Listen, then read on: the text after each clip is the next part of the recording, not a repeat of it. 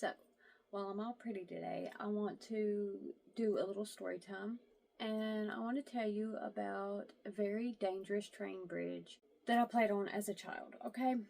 One time. Okay, so let's set the scene. I'm young, probably like 10 years old, okay? And I have two younger sisters, and they're 4 and 5 years younger than me. And my parents have decided that today we're going to go on a fishing trip, which is a common thing during the summer. And so they take us to this place we've never been before.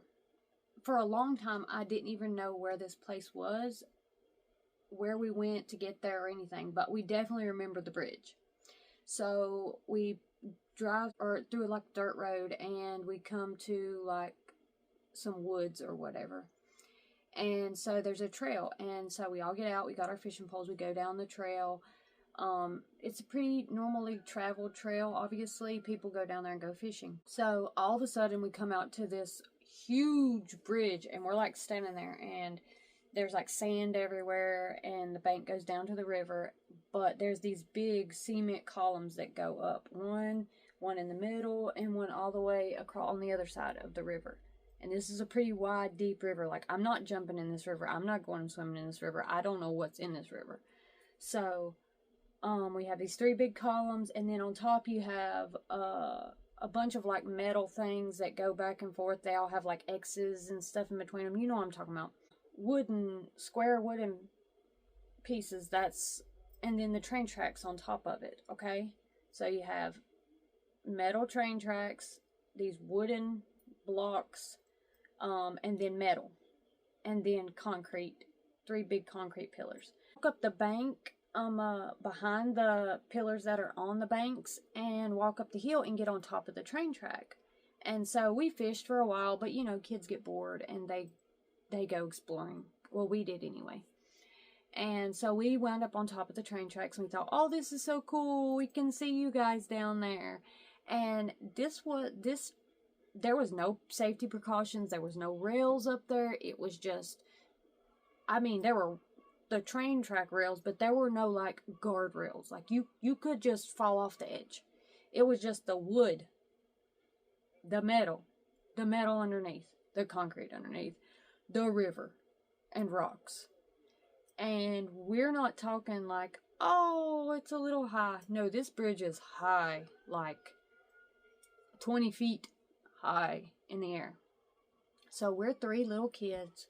Our parents are still down there fishing, and we're walking, stepping on each individual thing. Now, mind you, we had just went and got these new sandals that we were wearing on this trip, or I was specifically, and they weren't the best for support or anything like that.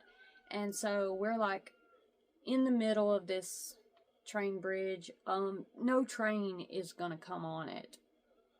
It's not an active train bridge. I mean, so we're like in the middle of this train bridge, and we realize that we're small enough to slide down in between the slits, and there's like a metal platforms underneath there that goes across. There's gaps, like big gaps, even bigger gaps underneath those gaps that we slid between to get down there on those metal bars. And we were like walking across them, you know, hands and feet across these metal bars. We were doing things that were so dangerous. Like today, I wouldn't even walk on that bridge with my son, much less let a little kid go up there and play by itself. But it's a different time. I mean, we've been sensitized to be more scared. It's just different. But at that time, we were doing that. Now, the reason for the story is because I had these little sandals on, and I had laid the sandals on one of those boards, and I'm going in between these things. So imagine I'm a little kid, and I'm between two railroad ties. That's what they're called, ties. And I've slid down there. I've got my arms on each side of them, and my legs are just dangling down underneath this bridge, okay? And I went to turn. I put my feet back up on the rail, you know, and I went to stand up and turn, and when I did, I knocked my shoes off. And they fell. I watched them, like, because they were light sandals, they just went whoo, down to the water and landed. And then I had to sit there and watch my brand new sandals that I was so excited about that weren't very functional float down the river. One kind of got stuck on like this like beaver dam looking area of sticks like that I couldn't possibly walk out on and get my shoe, nor would I have tried, because I don't know what's living under there. I mean, I can't see it.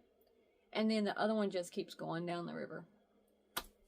And that is my story of the time we played on these dangerous train tracks.